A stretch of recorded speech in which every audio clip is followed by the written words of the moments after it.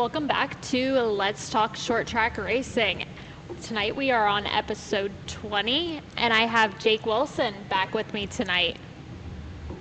Erin, thank you, and I am glad to be back. I'm doing way better this week than I was feeling last week, and I tell you what, I got to kind of sit back last week and watch the show with you and Frank, and I had the most FOMO I think I've ever had in an interview because you guys had an awesome show last week and an awesome conversation with Rich Bickle and catching up with him.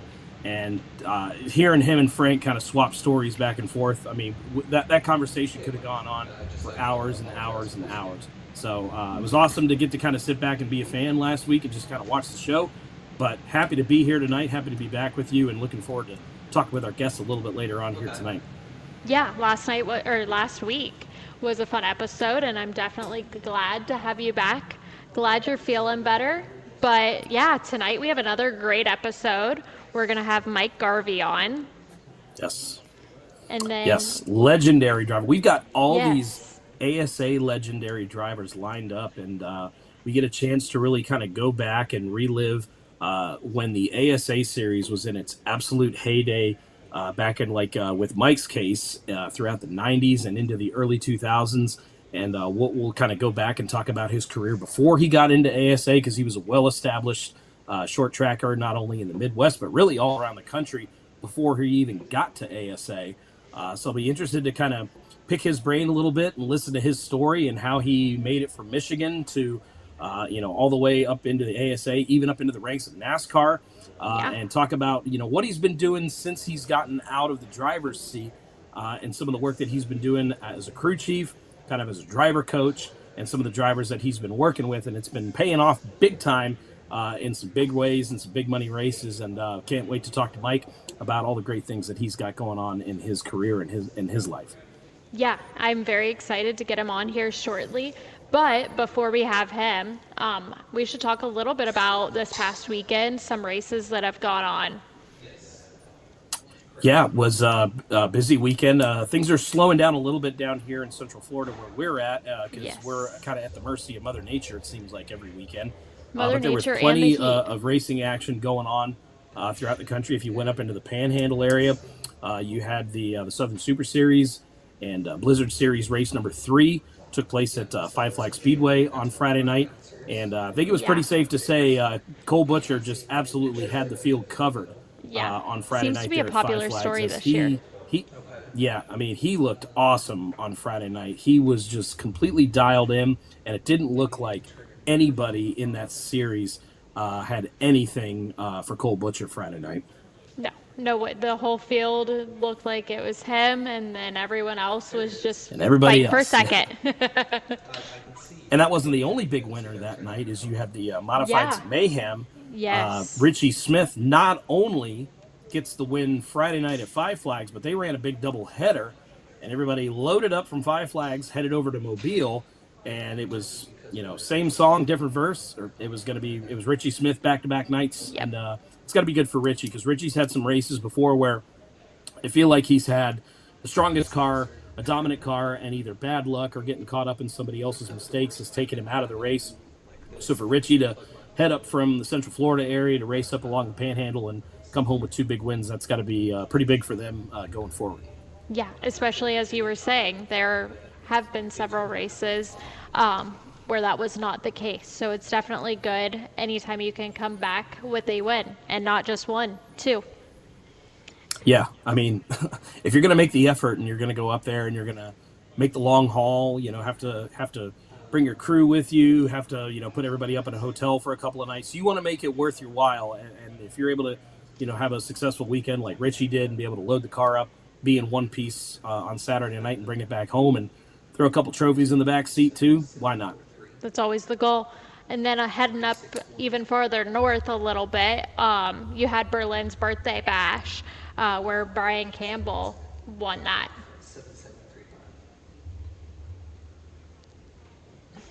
So big weekend. And then tonight we also have the ZMAX Cars Tour racing.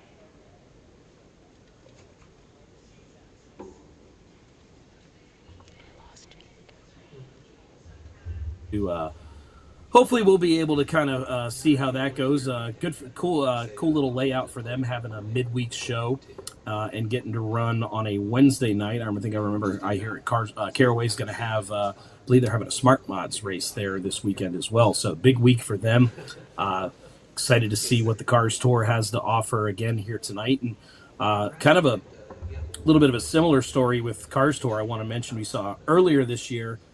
They got the opportunity to have their race at North Wilkesboro broadcast on Fox on FS1, and kind of in a similar story, the High Limit Sprint Car Series that's owned by Brad Sweet and by Kyle Larson, they also are going to have an opportunity to have one of their races shown on FS1 coming up later here this month when they head to Tony Stewart's place, to Eldora Speedway.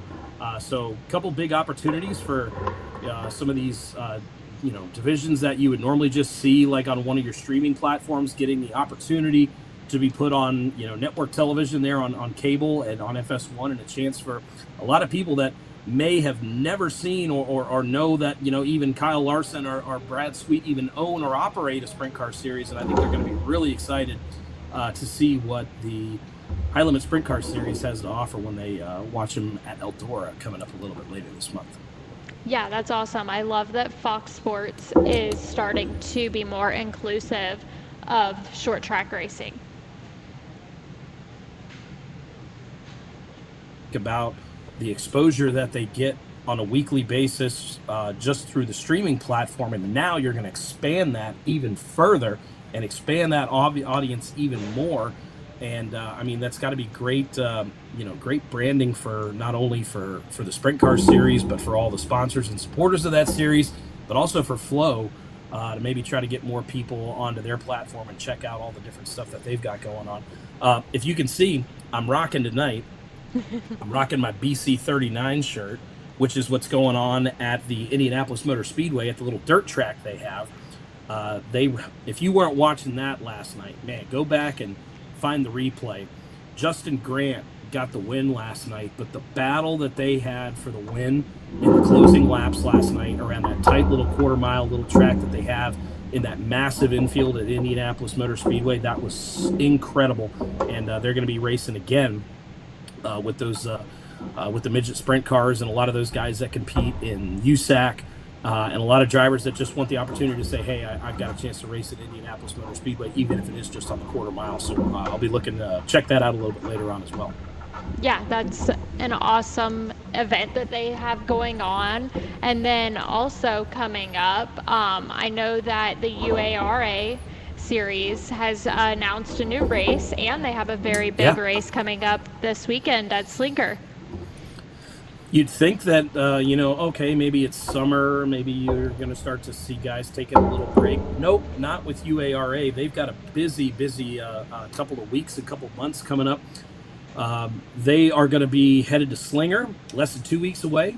And the UARA National, the team there led by Ricky Brooks, they're going to be helping officiate and tech the race. I saw that the first entry list for the Slinger Nationals was posted by Slinger Speedway here this last week. I expect that number of drivers to continue to increase. I'd love to see, maybe some big names, kind of get thrown into the mix, but a lot of the locals there, they're all in, they're ready to go. I'm excited to have the UARA team up there officiating and overseeing things at Slinger. But as you mentioned, we got a new race added to the schedule. Things got kind of turned on its head a little bit earlier this year when it was announced that the departure of Ricky Brooks from Cordial Motor Speedway. That meant that there were several races on the schedule that were going to need to be replaced. Earlier in the year, they announced that the UARA National Tour was going to head back to South Alabama Speedway for the Frank Grill Memorial 112. That's going to be coming up on September the 20th, but they've added another race. Ricky's been talking about trying to get a date added back to Mobile International Speedway, a track that UARA and SRL has competed at in the past. They were working really hard to try to come together and make a deal and try to get something put together for this season. And they've got it coming up Saturday, October the 4th. Going to be a 125-lap super late model race for the UARA National, and they just announced it. So I'm looking forward. We've got a busy few months coming up with UARA. We've got 5 more national races still to come first week of August. It'll be the Billy Joe Ingram 154 at Auburndale Speedway. And then you're going to roll over into September. That's when we'll have the Frank Gill Memorial on September the 20th, 112 lap race at South Alabama. October the 4th, we're going to run at the race that I mentioned there in Mobile. And right smack dab in the middle of August, I can't wait to get everybody back up to Berlin again for the Battle of Berlin 250. That's going to be a huge payday and one of the biggest races of the year. And if you're going to win the UARA National, if you're going to win the championship, the chances are you're going to have to run really well in that Battle of Berlin 250 because of the big payday. Because remember, the champion is determined by the amount of money that you accumulate and earn throughout the season. And then, of course, later this year, Bill Bigley Senior Memorial 128 at the Freedom Factory Thanksgiving weekend. So 5 big races still to come for the UARA National Tour, and I'm looking forward to being a part of several of those events. Yeah, I'm excited. I was really excited to hear about going back to Mobile.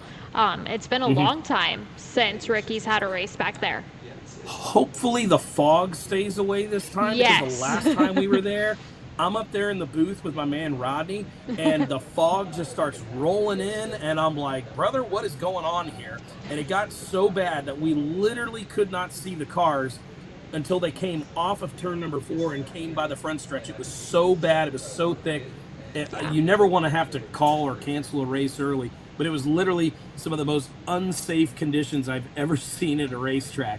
And hopefully when we run there Saturday, October the 4th, the fog will stay away, the fans will show up, and we'll have a great car count and a great race. And there's going to be some great local divisions that are going to be racing along with the UARA National as well. And that's a race where I'd expect we should have a pretty good car count because you're going to get drivers from our area in Central Florida that are going to make the way up there. A lot of drivers that drive in and around the Panhandle area and that race frequently at Mobile week in and week out. Plus, I would imagine you're going to see some drivers from in and around Georgia and some other states that are going to make the trip down and come and run because it's an awesome track. It's a lot of fun to drive, and I think a lot of guys are going to be really enticed to be a part of that. Yeah, I know I'm excited. We're planning on being there, so yes, it's another one to add to the list and look forward to it. But we are going to go to a quick break, and when we get back, we will have Mike Garvey joining us.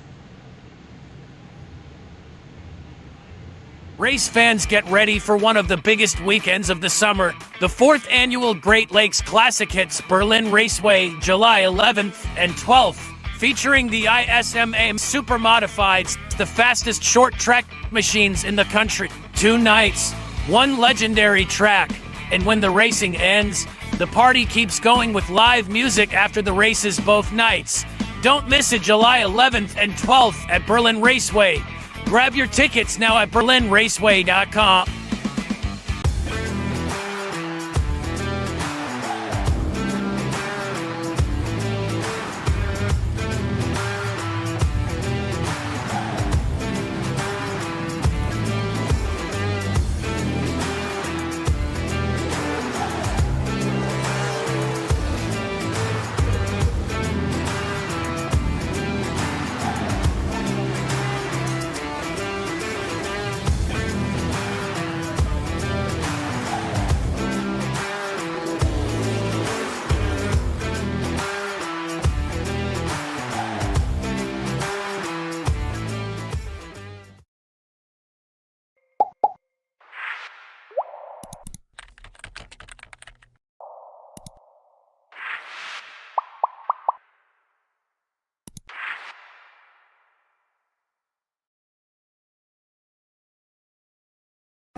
Buying or selling a home? It's more than a transaction, it's a strategy.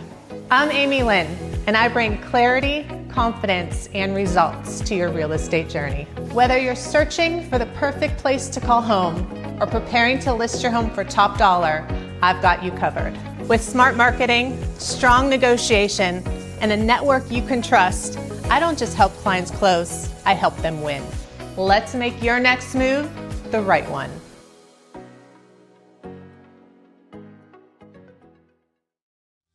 Hi, my name is Joe Constance with Joe's Racing Products. My company has been producing high-quality racing components in the USA for over 30 years. We know the commitment and determination it takes to win races because we race too. We're determined to produce quality products that can help you get to the finish line first. Ask your dealer for Joe's Racing products or visit us online at joesracing.com.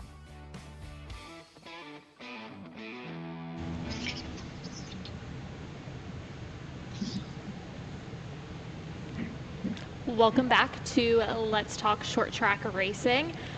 So over the break, I got a little bit of exciting news coming in. So coming up at Berlin Raceway, we are going to be giving out 10 free tickets to the grandstands for Friday and Saturday. And then the most exciting part is that we do have the option, or 2 people will be getting VIP passes, which include behind the scenes tour of Berlin Raceway, which is a really cool opportunity. They've done so much with that racetrack, and Jeff Striegel and all of them are really doing the most to promote it and get the seats filled, and they really do put on a really, really good show. Super Modifieds are going to be there. We've got ours, Grant has it loaded up and ready to go, so we will be out there both Friday and Saturday. So the way to win these tickets, it's going to be, you go ahead, give us a comment, tell us that you're going to be there and what you're most excited for, which driver you're most excited to see at Berlin, and we will be announcing the winners later this week, early next week, so that you guys have the chance to come in and get your tickets and watch the race. So it's going to be a good time, and I can't wait for that race and to see these super modifieds on the track.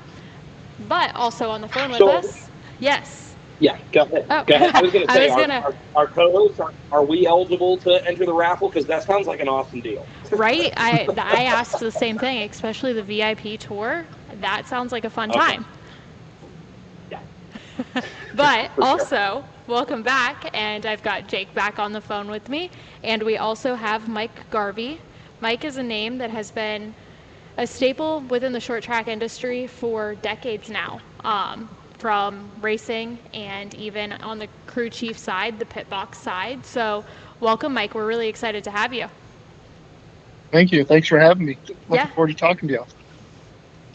Yeah, Mike, I don't want to date you or make you feel old, but man, I loved growing up and watching you and a lot of the guys compete, not only in the ASA series, but of course in like the All Pro and the Hooters Pro Cup series.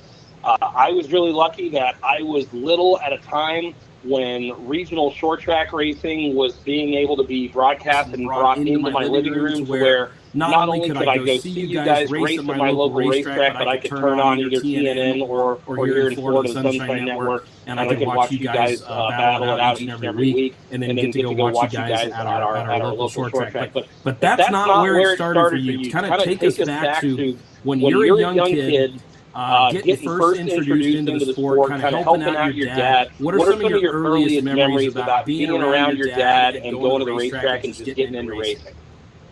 Well, my earliest memories is my dad. He raced at a track in I'm from Michigan originally. It was a Muskegon. It was a little local 3/8 dirt track, and my dad raced out there, and he was flagging, and he was building race cars before you could buy Howe cars, before you could buy the kit cars. So I grew up in the garage helping him build race cars, just the crude way, you know what I mean? It was Chevelles and things like that. But man, everything was so good back then. The racing was so good. There were so many cars. There was, it was a great time. And you're right, you're dating me because I'm old. I mean, I went and got old, but those times were so good back then. I mean, the stands were packed, the pits were packed. There's race cars everywhere. Every race car or every gas station in town had a race car, and man, it was just a great time. And growing up in those times, that's all I've ever wanted to do is race. So I've been very fortunate to go from a kid just in awe of racing to be able to race and then now crew chiefing for a living. So it's been a great ride. Yeah, Mike, talk about when you decide. So when you're 16 years old, when most kids are 16 years old, we're trying to get a job, either like a local grocery store or maybe we're working at a restaurant busting tables. At 16 years old, you go to work for Port City Race Cars. Like, how did that opportunity come about, and how excited were you to get a chance to get a job and work on race cars for a living at that young of an age? Well, I think they gave me a job because I was a pest. I would hang out after school, after after anything, I would just go there and hang out. And I knew a couple of guys that worked there, Paulie Weezer, Mike Nichols, and then John Gregas. So I knew those guys from the racetrack. So I always was kind of around them, but I just hung out and kept volunteering and doing the dirty jobs, and it's all I wanted to do. I mean, I had nothing. I'm very fortunate because I had no other plan. I was just ate up with racing, and I just figured somehow, some way, I was going to be able to, just getting a job and working at Port City Racing was a dream come true for me, because that's what I wanted to do. I just wanted to do race cars. So Harley there, Harley Bovey, he hired me. I started pushing brooms, cleaning things, cutting parts, and it just kind of took off from there. So it's been a pretty cool deal. I look back, I had no plan B, so I guess I had to make it work. Well, I'd say you did a pretty good job with that. And am I correct in what I'm doing my research here? You go to run your first ever race in 1980. I believe you're 17 years old at the time, and you win your very first time out. Is that correct? Yeah, that's true. That's true. So you're a natural, right? I don't know about that. I don't know if I was a natural, if I was just too hard-headed to take no for an answer, But, yeah, my mom wouldn't let me race till I graduated high school. So then the very next day, a guy was racing. My dad had a super late model on dirt, and his name was Darryl Woodring, and he was driving my dad's car. And he had a sportsman race, and we went to Ludington, and I was able to win my first race. So it was a pretty cool deal. Yeah. How much is it just from being and working with your dad and getting to see him run? Did you feel like not even necessarily having a lot of experience, you already kind of knew what you were doing, and you just kind of got behind the car and it just kind of came to you naturally? Like I said, not to call you like a natural or anything, but it feels like, I know I've talked to a lot of drivers to where they're like, we just turned so many laps from either in the pits or standing in the grandstands that you finally, you get the opportunity to get behind the car. You feel like you know what you're doing already. Well, I was a sponge. Like I said, I was ate up with it. So, I mean, I watched every lap. I watched everything they did, and in my head, I'd play those scenarios over and over and over to where I knew I was going to race one day. And I was actually really scared when I started racing because my dad had a lot of success in the area. And I'm like, man, if I can't do this, I'm not any good at it. I just won't do it. So I was really worried about not being any good. And, it just kind of seemed to play out, I think, because I paid so much attention. Like I said, I was a sponge. I just couldn't get enough of it, so I watched what everybody did. And now also, it was my first race, but back in them days, you would pack the track, and my dad would let me take his car out, and I'd pack the track. So I never got to race, but I got to pack the track. So I kind of had an idea what I was in for, but still, there's nothing like getting out in an actual race. Yeah, that's for sure. And back in the 90s, 2000s, when you were racing in the ASA series, we've been talking for the past few weeks about how much talent was in the ASA series during that time frame. What was it kind of like racing against some of those really big names like Gary St. Amant, Butch Miller, Johnny Benson? Well, those, it's funny because Butch, I worked with Gary St. Amant at Port City. He moved to Michigan and worked with us. So Gary's a really good friend of mine, and Gary had a lot to do with me getting into ASA and kind of pushing me that way. Johnny Benson, I raced with weekly at Berlin Raceway, which, I heard about your promotion for this weekend with a super modifieds, which is really cool for the VIP stuff. But I raced with those guys weekly. You know what I mean? I raced with Johnny Benson and Bruce Vanderlaan and Jack Sprague. I could go on and on, the guys that raced at Berlin. So the competition you're kind of used to that. But then making the step to ASA and Butch Miller growing up was my hero. I mean, he was winning all the races where at that time. And I got to not hang around him, but I got to kind of watch him from the inside. And so when I got to ASA and I got to race with Butch, and I'm racing with Butch, that was, to me, was a big deal with the Butch Miller, Mike Eddies, and Bob Senekers, and Scott Hansons. And I hate to leave anybody out because there were so many good guys that you just had to pay attention, and just it was an honor to race with them. So you just kind of watch them and try to learn from them, and try not to do nothing stupid to get under their skin, And man, it was a great time. And ASA's had always been a great series, like even through the '80s with everybody. So that being on TV and on TNN, and it just kind of made everything kind of snowball and speed up, But it was a great honor for me. Yeah, and that's, as you were saying, like with it being on TNN, kind of something we were talking about earlier in the show, was that Fox is coming back around to a lot of these short track with doing the ZMAX car tour, and then also doing the sprint car series. It's cool to see a TV series rejoining and highlighting short track racing again. Oh, it's fantastic. I mean, and that's what it's going to take, I think, for the short track racing to survive with the cost it takes now. And I mean, just how it takes so much money, And if you're not, there's so many kids out there that are fantastic racers that never get the chance because they didn't have the money. And hopefully that kind of bridges that gap, so it gets these kids with a lot of talent back out there in front of people. And that was my way of, I couldn't afford to go farther than what I was doing. I was working at Port City. I was building my own cars. I was doing everything to save money.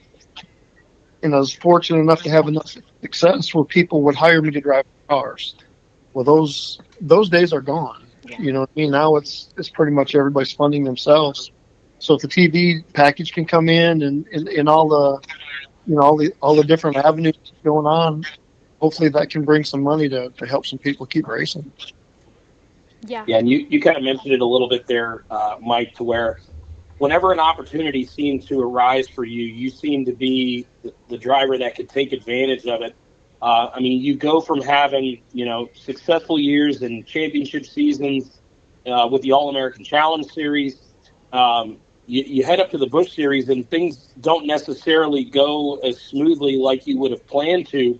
But then you find yourself again with opportunities to then get yourself back in a really good and fast equipment and good race cars, and you took advantage of it, and you continued to. You basically almost kind of had like a second chance, a second opportunity to kind of resurrect your career. And like we had said before, you're doing it at a time when these short track series are being broadcast nationally, to where Mike Garvey's not necessarily a household name on Sundays in the Cup Series. But Mike Garvey's a very well-respected driver and well-respected name amongst the short track community, with all the success that you began having there in your ASA career. Yeah, for sure. I mean, it's just kind of progression. You do one, then you want to keep going. And I had a couple of shots at the Busch Grand National Series. The first one I had was really, really good. I had it was a new team, but I had my friends, Felipe Lopez, and I had guys that believed in me with me, and that started out really strong, and then started running out of money, and they let Felipe go, and I couldn't do it by myself. And I think the biggest thing that helped me in the short track stuff versus the Busch is in the short track world, I built my own cars. I did everything. You know what I mean? So I didn't need help with the setup, with all this. Well, when I got into the Busch Grand National, I didn't know that. I couldn't do that myself. And I think that was the difference. And in my own way of looking at it, I was my own enemy in that, because I thought I knew what I needed to do. And, and I tried to go about it my way. Well, that was the wrong way of doing it. So that's completely on me. But I'm okay with it, because, I mean, to me, I think I'm more of a short track racer at heart. I love the short track racing. That's just who I am and what I love. You know what I mean? Maybe that's because I could do it. I didn't have to depend on so many other people around. I could make that happen on my own. And so I have no regrets. I mean, I had a couple shots at it, and I appreciated that. but I was always happy to come back short track racing and try to win races. I didn't want to just be there to be there. If I couldn't, we weren't racing to win. It just doesn't interest me. I'm a dummy. I just I just want to race to try to win. Winning's what it's all about. And I just wanted to be competitive, and I just didn't feel like I was in the stuff to be competitive in the Busch Grand National and stuff like that. Yeah, and Now, oh, sorry, go ahead, no, Erin. Sorry. okay. I was gonna kind of switch gears a little bit to talking a little bit more about your crew chiefing side. You've had the chance, obviously, to win as a driver and the chance to win as a crew chief. What do you think what's more rewarding, winning yourself in your own equipment, or helping someone else win in your equipment? I think helping somebody else win in our equipment is more rewarding. I don't know why that is, but I get the same high running good and being competitive as a crew chief. It almost seems like it's more. Interesting. I have a hard time explaining that. I don't know why that is, but it is the same feeling. You know what I mean? There's nothing, winning a race and something you built is very rewarding, but helping somebody, like with Michael Atwell right now. Michael Atwell was a great racer in the Florida area. Now we're able to take him out more in the national series, and he's doing well. That makes me feel great. I'm you know what I mean? With the guys that helped Michael Atwell, the Daniel Leaks, the Conroe Kresicks, helping them have success, that means a lot to me. Yeah, and I'm sure it's awesome watching them grow. Yeah, right, for sure. Yep. Yeah, you got you mentioned my guy there, Money Mike, Big Money Mike. Yep. I love that nickname because it's like he's the most like opposite of that. I think it's hilarious. But I got started announcing about the same time Michael first was getting into a pro late.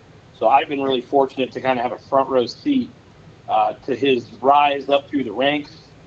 The success he had in Florida, driving their family car, their local car. How did that relationship start between you and Michael? What kind of started that? And I mean, you can touch on it. You guys have just built some incredible chemistry.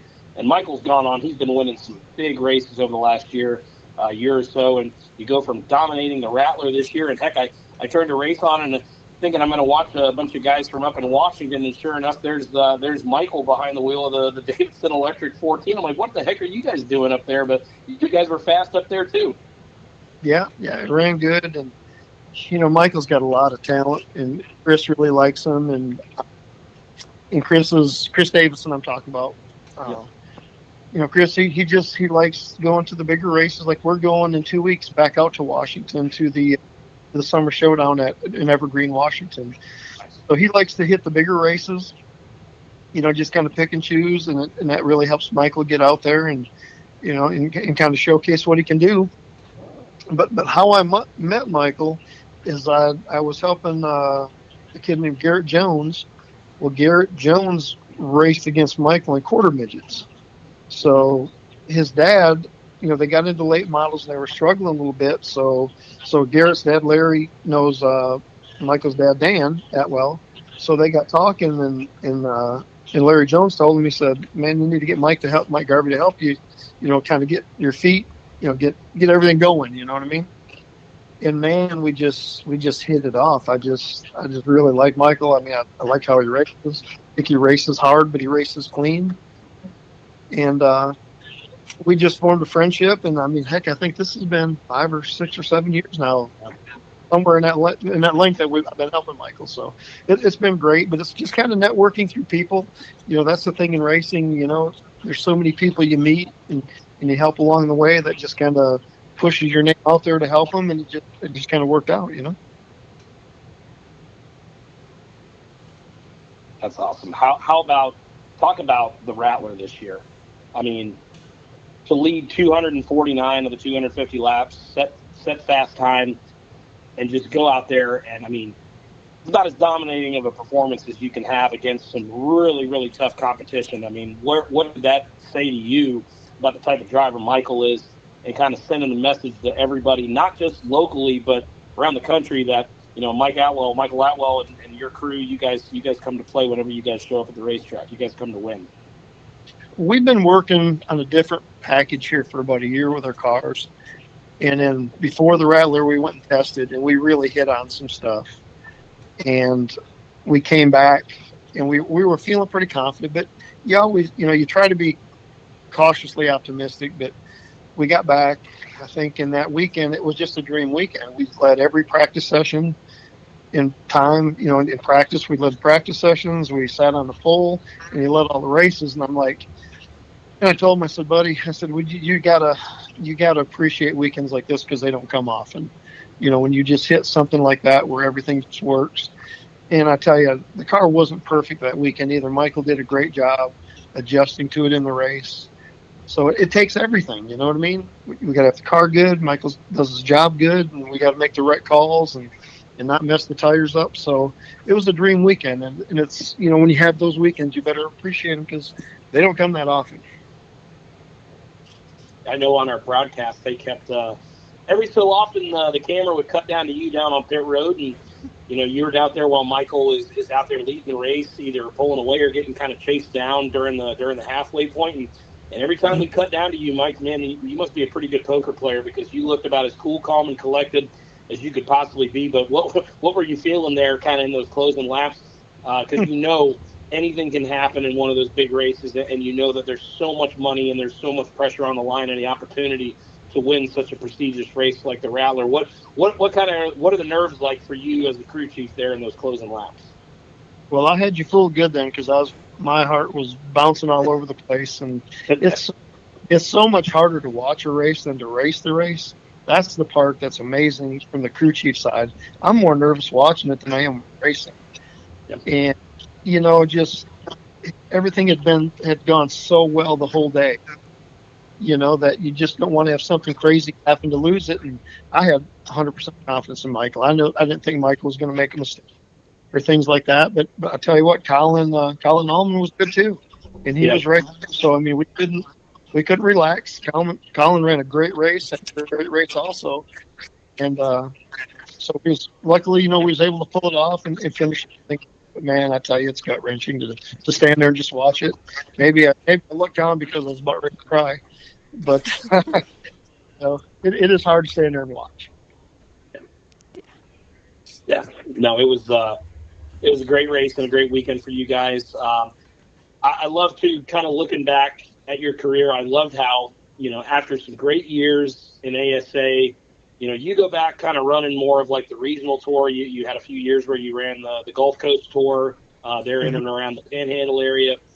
Competed full-time with the Southern Super Series the first year that they ran. That first year, you go and look back at some of the drivers that competed in that 2013 championship. There were some big names that were racing in that championship. And, you still had some great success there in those years, but not getting behind the wheel as much as you used to.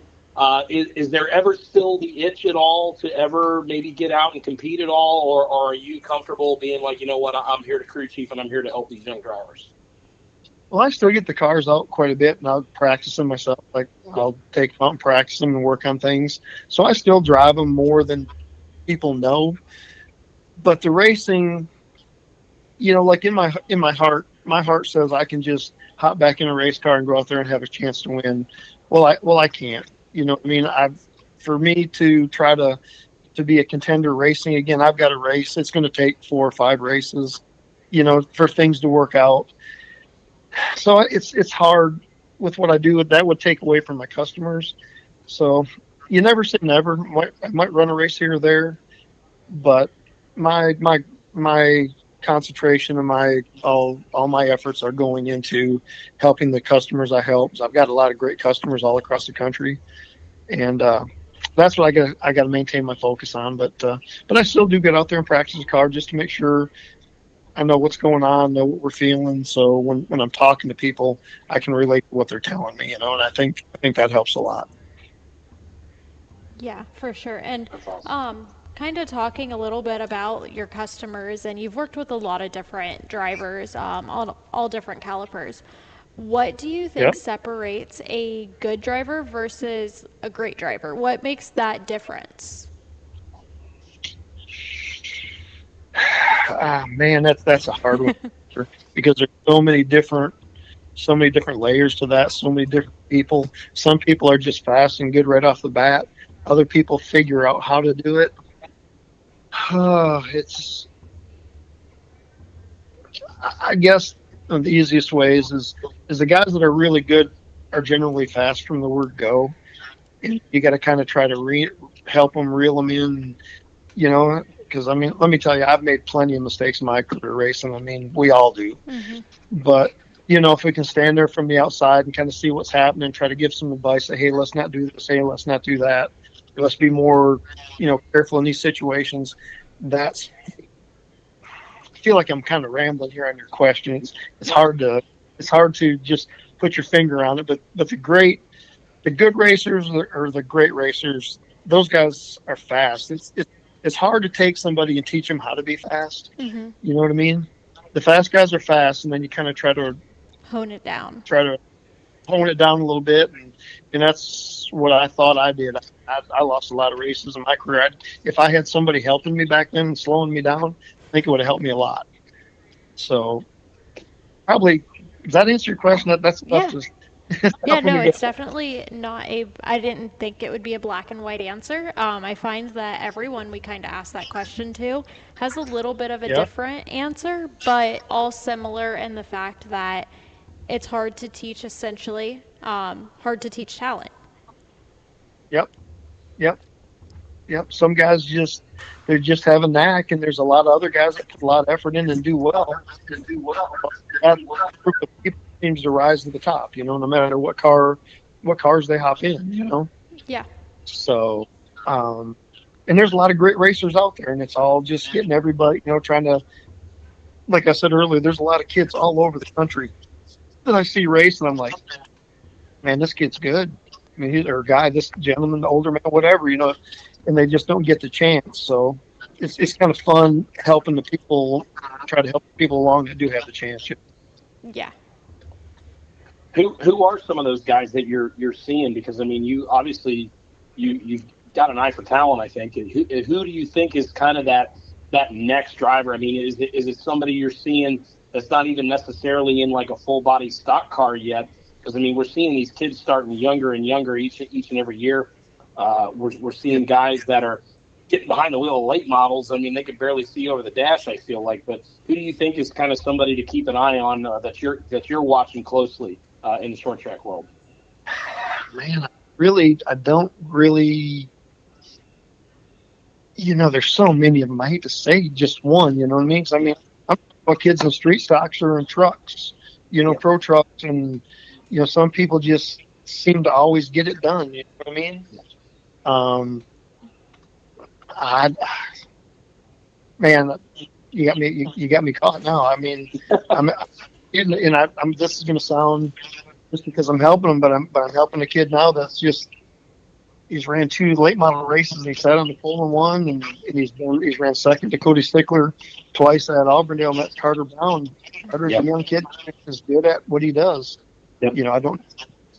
I don't know what the future holds, if he's going to be able to travel and race or just race around the Auburndale area. But Carter does great. Yeah. And man, I can name you off 100 kids. You know what I mean? Yep. That I watch. So I got to kind of. I mean, there's so many of them, man. I got I make her sit down and write a list. You know what I mean? I see people. There's a kid here in Mobile named. This kid wins every race he runs. Yep.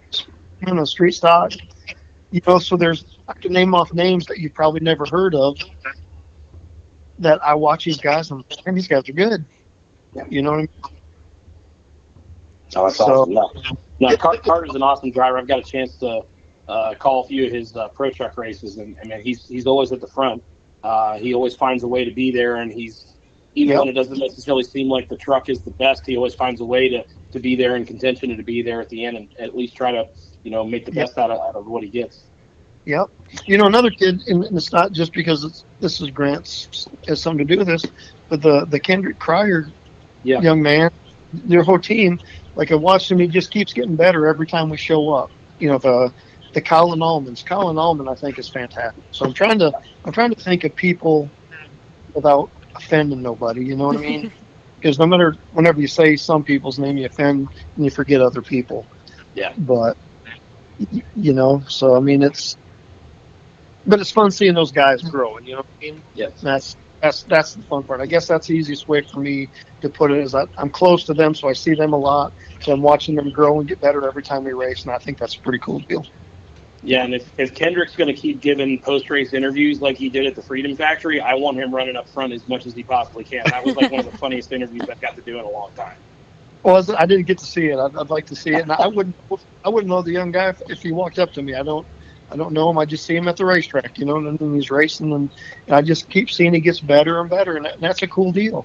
And then, you know, and there's just like the races at Freedom Factory. I mean, and there's 10 guys there that could win the race. Those guys are all good.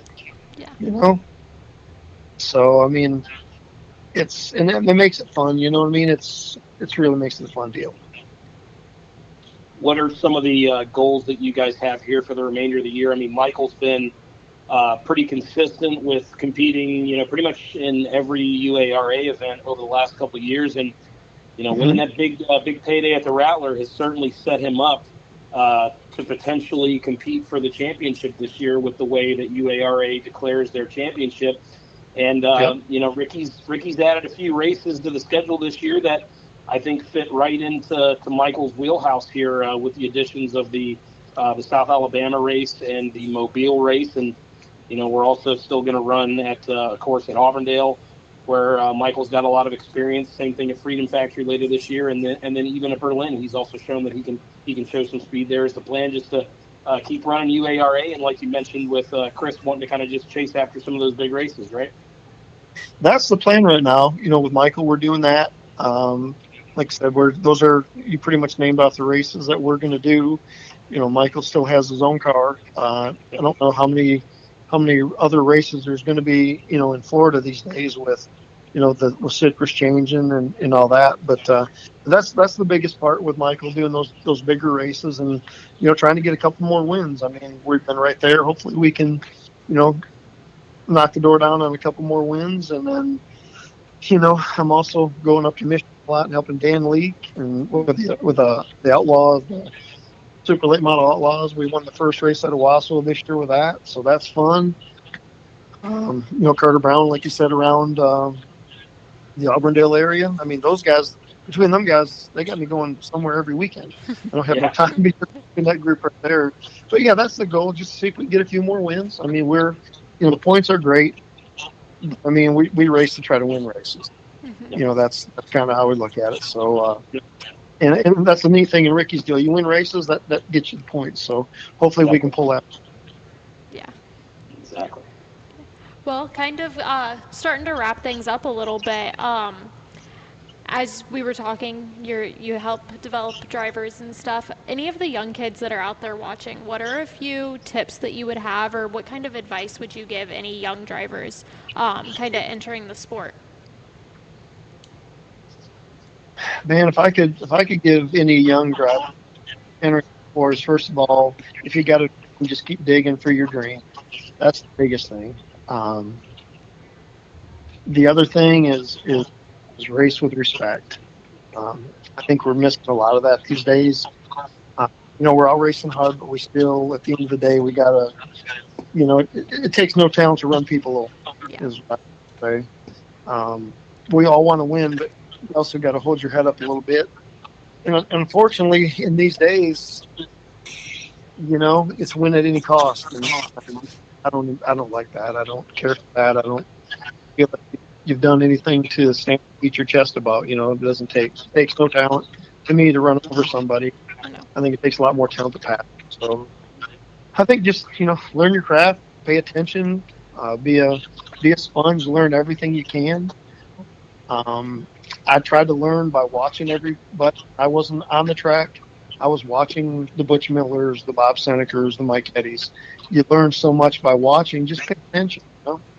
I see a lot of kids these days now that when they're not in the cars, they go in the trailer. Mm-hmm. and look at their phone. I mean, I think that's the worst thing you can do. You know, you've got to be there. You've got to be a sponge. You got to try to pick up everything you can, and you watch other people's tendencies. You know what I mean? There's so many things you can learn by just watching and paying attention. So I think that's the biggest thing right now, that a lot of these guys just, there's more to racing than just getting in the car and trying to go fast. You got to learn. There's a lot of things to learn. Yeah. Well, I'd recommend for any young driver to do what I did in researching for this interview and go back and watch the 1997 Florida 300 from Five Flags when you win your first ASA race, and watch you go from 33rd to 1st, and see the guys that you were racing with, and the way that you guys were just, you guys put on, like, that to me, that's honestly why I think I'm such a big racing fan, is because I grew up getting to watch that racing. That is literally some of the best racing I've ever seen. And going back and watching that video here, researching this interview and getting ready for it, made me remember just, man, I loved watching that series. And kids, there's a lot of YouTube videos. You can go back and you can watch some really good races and some really good racers and see how they, like you said, were respectful to each other, race each other hard, and were able to load it up on the trailer and come back and race against each other hard again in a week or two.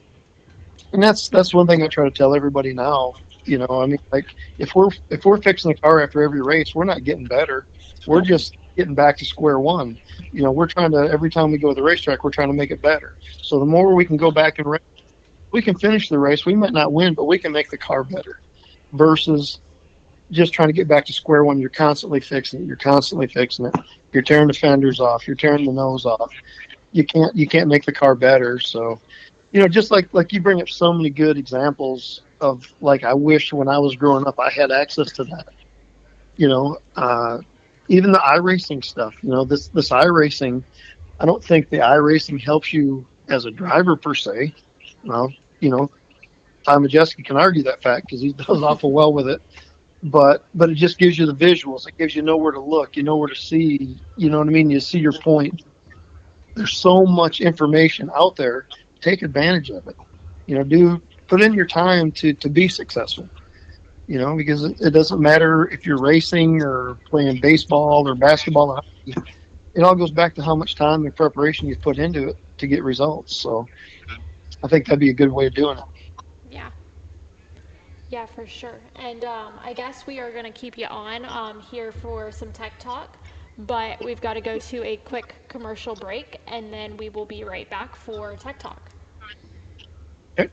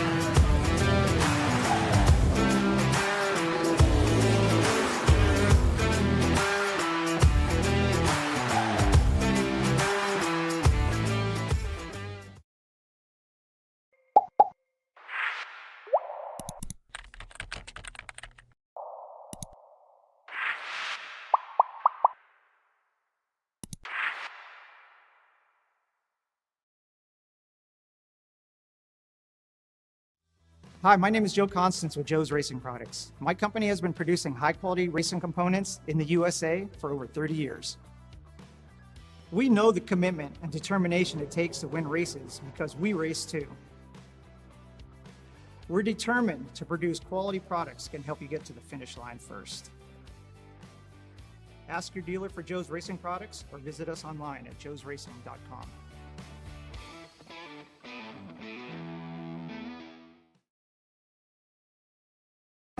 Buying or selling a home? It's more than a transaction. It's a strategy. I'm Amy Lynn, and I bring clarity, confidence, and results to your real estate journey. Whether you're searching for the perfect place to call home or preparing to list your home for top dollar, I've got you covered. With smart marketing, strong negotiation, and a network you can trust, I don't just help clients close, I help them win. Let's make your next move the right one.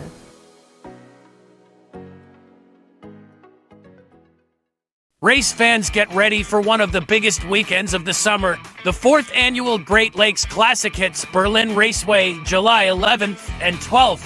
Featuring the ISMA Super Modifieds, the fastest short track machines in the country. 2 nights, 1 legendary track.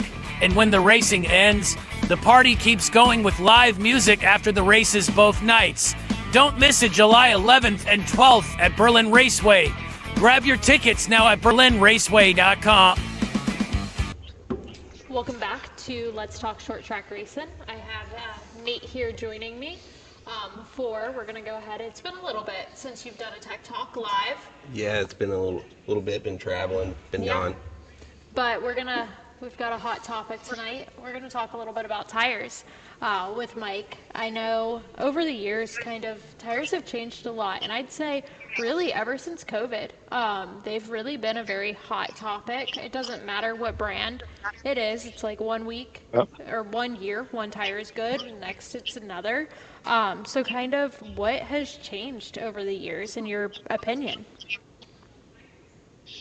Man, I mean, the tires, I think the biggest thing is with the EPA, they've taken a lot of the rubber out of the tires. Now there's a lot of synthetics and a lot of plastics, which makes the tires terribly inconsistent. You get a good tire, you'll get a bad tire. It really made it a toss-up of what. So I don't know the answer. I don't think it's good to keep raising the cost of tires to the point they are now for the product we're getting. I guess that's easy for me to say that, but I just think they're way too expensive for the inconsistency and the lack of grip and the things that we're dealing with these days. The inconsistency is the hardest part. You put the tires and some numbers and they work good. The next week your car will be junk and you've done nothing. You put those tires back on and it goes fast again. So it's really, really been a frustrating situation. Yeah, I agree with you. And it doesn't matter if it's a Hoosier or an American racer. We've had our problems from set to set at tracks during the races. You start practice on stuff you buy from the track and you're good. Then you start the race and you're junk. Then you change tires in the race and you haul ass. It doesn't matter. If there's a science behind it, I haven't figured it out. No. And then you see some of these people measuring and doing all different types of things. Yeah, the tires are shrinking, they're stretching. It's a moving target all the time, and it never used to be this way. Back in the day, we would never measure tires. We would go to the Hoosier trailer and get an 85 left and 7 right. We'd have inches and stagger. We wouldn't think about it. We didn't have to deal with it. Nowadays, it's like, you see, the left might shrink, it might grow. And I've been more critical myself. I think it's been worse with the Hoosier tires than the American racers. But we've just in the last couple weeks experienced the same problem with American racers. I'm like, I don't know if they're having to build them and not letting them cure long enough. But the inconsistency is terrible. I just think they got to do a better job. Yeah, and then for the business that we're in, we're a driver developmental team as well. So it's hard to bring in customers or explain to someone's dad that might be flipping the bill, oh, hey, man, you just slowed down 2/10 because we changed the tires and they're brand new. And by the way, you just paid for them. Yeah, they don't understand it. You try to explain it. They don't get it. And I understand why they don't get it. They're like, what do you mean they're not? We've never in the past ever had old tires on and put new tires on and slowed down. Yeah. That happens a lot these days. And it's, I wish, it's so frustrating. Like you said, from a crew chief standpoint, it's out of our hands. If someone gets their car better than us, beats us, I can handle that. Now we got to make our car better. We got to do this. We got to do that. But when it's in the tire, you don't know what to do. You can't do nothing about it. Yeah. You have the car passing with 4 other ones on to slow down. And I feel What like do you one do? thing that the both the tire promoters should kind of do is be an advocate for the teams. They should, I feel like a lot of them take it personally when teams come to them and say, we slowed down, we put on bolted on new tires and we slowed down. Or come look at these tires, there's something visibly wrong. They personally get offended, whereas I think we know they're not the ones in the warehouse producing these tires. Take it back to corporate and say, look, our customers are saying this is wrong with the tires, and be upfront about what we're changing and why. I agree 100%. I agree with everything you just said, because that's the only way we can fix it. Yeah. And you know, the problem is some of the tires have been sitting in a warehouse somewhere, and all of a sudden they get loaded in the trailer. They're old, so they don't have speed. Well, that's horrible to the racers. You know, the racers have just spent all this money to get there, and then to a tire that's a year old, 6 years or 6 months old, whatever it is. That's not, somehow we got to protect the racers and their investment to where that's just not go, oh, well, I'm sorry, you got a bad tire. We'll get them next time. Like you said, to these parents and these people paying for this, that don't fly. Yeah. You know? Yeah, not at all. You know, so I always say, it's like if something bad happens, just blame Nate. It's always my fault anyway. So, Always the crew chief's fault, right? yeah. Yeah. My bad. I know how you feel. But yeah, You I know, feel but like there has to be responsibility somewhere along the line for the tires, and there needs to be a better way to track, like, why are these inconsistencies happening? Because you never get an answer as to why it happened. It's just, bad batch, bad tire, like, but why? Why? Right.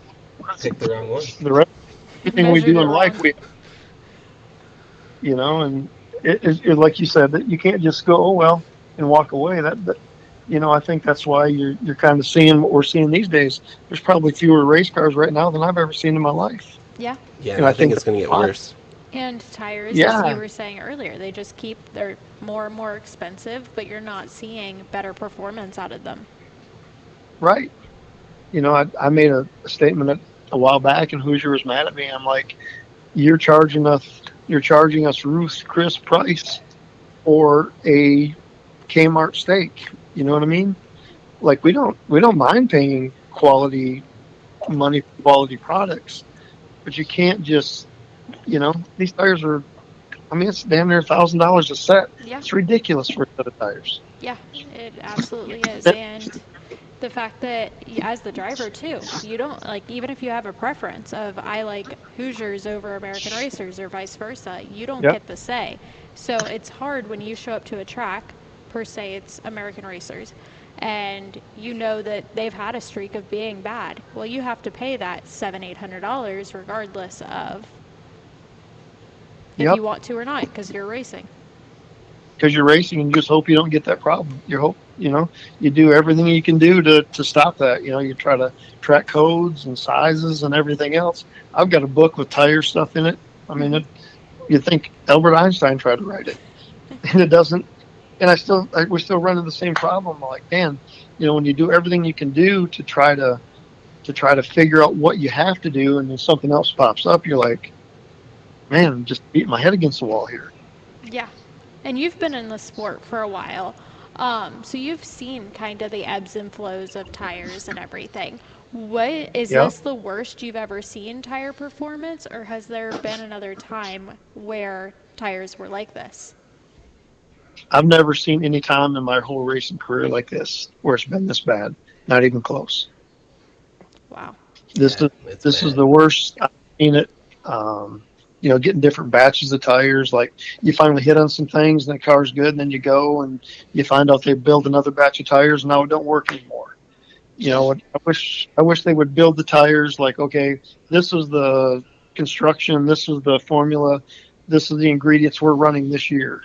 So we're not chasing. It's like you said, it's a moving target. You know. Yeah, it needs to be a consistent. You don't know. Yes, just be consistent, and you know, maybe that's easy for me to say. I don't, you know, I'm not a promoter. I don't build tires. I'm not involved with it. But man, it's not good. It's not helping the racing community, the racing world right now. No. And that's one thing that, yeah, you can't race without tires, so it's something we definitely need to get figured Right. out sooner Yep. rather than later. And Yeah, at I agree. first we were saying, I mean, whatever the tire shortage was in COVID, and whatever you want to call that, I don't know Right. where the tires went during COVID. I'm not quite sure. I still haven't figured it out. But that's when I kind of think I noticed the biggest difference, and it got better for a little bit there after, but I feel like we're back to pretty much COVID Yep. times with where the tires are. Yeah, I I mean, I agree. almost feel like it was good for a minute during COVID when they were handing out your sets and you only got select sets because Yeah. there was only a certain Yep. amount of tires. Now we're back to you can buy however many sets you want and they're all shit. And one's good, one's Yep. bad. Yeah. Yeah. Yep. Yep. You know, the COVID stuff, like I've really had a problem with the COVID stuff because we had a few, what do you want to call it, bad actors. A bunch of us couldn't get tires, and some people were selling tires Right. from the company. And I'm not saying distributors and things like that. And that's, that's just not good. You know what I mean? It should be the same for everybody. And, where you had some people that had 20 sets of tires. Like we went to a race. I was helping George Gorham. We went to Cordele. We couldn't even get tires to practice on. We didn't have that brand of tires. And here's some teams that have 15 or 20 sets of tires. I Yeah. actually went over to them and said, hey, we How'd just that borrow. happen? Can we buy full sets? Yeah. And they wouldn't do it. That just really bugged me. That was a bad, when you go back to COVID, that was a bad situation right there. Yeah. That shouldn't have happened. That goes right back to the tire companies themselves. Yeah. Yeah, for sure. So you can say that without trying to name names or things like that. But that wasn't a good time. Like you said, I agree 100%. Yeah. And we made it through.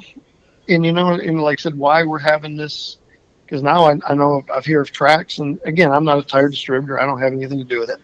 But I know some racetracks that are having trouble getting tires again. I'm like, well, why is that? There's no boats out at sea no more. It's not a supply issue no more. What's going on? Yeah.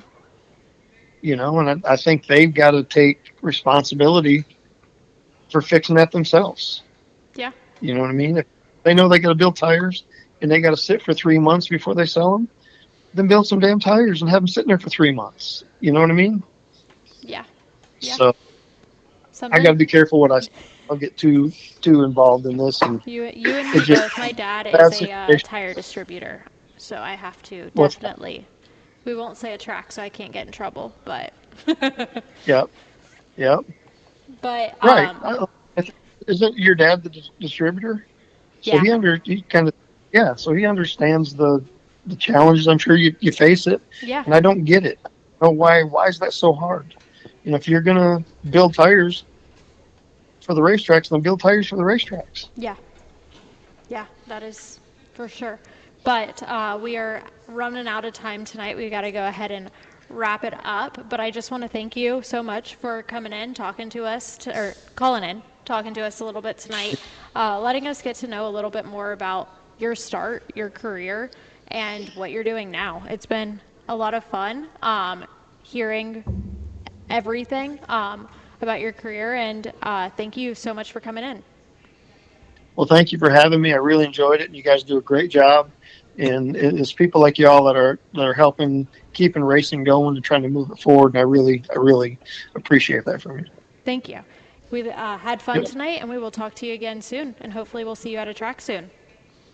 Okay, thank you. Thank you. Have a good night. You too. Bye See bye. you soon, Mike. Bye. Yep. Bye bye. All right. Well, that was a really great episode, getting to talk to Mike and learn a little bit more about his career and kind of the drivers he's currently helping. Yeah, that was good. That Yeah. was good to have Mike on there and get his opinions about the tires as well. Yeah. I can tell he's kind of frustrated with that stuff. I mean, I think most are. It's definitely an issue that doesn't seem to be fully resolving. But I guess hopefully time will tell. And like I was saying to him, I don't feel like the local division people need to be the drivers' reference points of, okay, the drivers are complaining about this. Let's go back to corporate because they're not the ones pouring the molds and doing everything. Right. So take it back to corporate and tell corporate, hey, this is what the feedback I'm getting from the drivers at these specific tracks or this specific location, so they can track it back to whatever warehouse these tires are coming from, because it may not be one warehouse. Maybe there's multiple warehouses, Right. and the issue's in one specific. But it doesn't need to be, when we talk bad about a tire, it's not a personal attack on the tire distributor or manufacturer. It's just feedback of, we want it made better. The drivers want it made better. They need a consistent tire. And not to mention, it's their safety. Yo. Oh yeah, for sure. And I mean, I don't know if there's a tire rep that comes to each track and looks at the tire, Yeah. takes the tire, how many tracks How it's even take a tire manufactured. and send it off to get it sampled. Yeah. You I know? only know of that in tech, really. Yeah. I mean, maybe if they would sample more tires, they could figure it out or something. Yeah. I don't know the right or wrong answer or how to fix it, but Yeah. they need to address it. Yeah. Well, we are pretty much out of time for tonight. So thank you everyone for listening. Thanks again to Mike Garvey for coming on, and we will be back next week.